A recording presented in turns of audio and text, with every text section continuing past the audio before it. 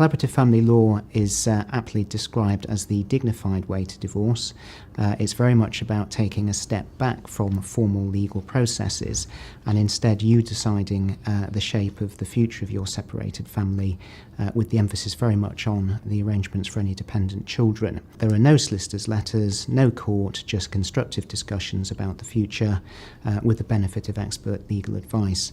All discussions take place within meetings with you, your spouse and respective lawyers present. There's almost a 100% success rate for cases using the collaborative law process. It puts you very much in control of the outcome rather than lawyers and courts imposing an outcome upon you which might well not be consistent with your aspirations and your wishes for your family for the future. Going through the divorce process, we both, myself and my wife, we talked about how best to approach the situation. She had done some research herself and she proposed the collaborative family law process as a way forward, which we both agreed was the right thing to do. I think one of the main reasons we did choose that process as a collaborative way going forwards was that wanting to stay on an amicable basis as we went through the process, but also for the future of at least trying to be friends, we saw benefits in doing that to avoid making it too confrontational a process.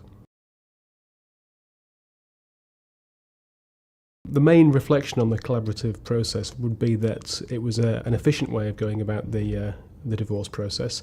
Obviously, the activities which take place during the divorce are very similar in terms of collecting the information, but the actual activity of negotiating a final settlement was a very efficient process.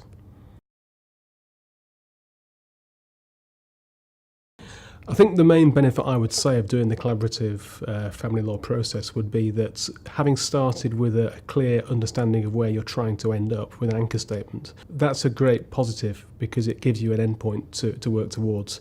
And when you start with that in mind, getting there is actually an easier process than backwards and forwards emails and letters.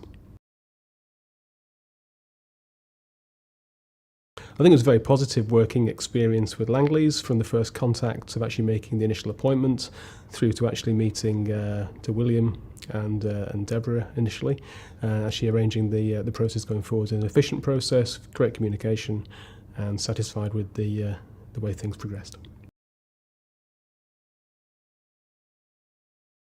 If I had to give some advice to anybody undertaking this process as a collaborative family law activity, what I would make sure is that that anchor statement at the beginning of the process, you've clearly thought it through.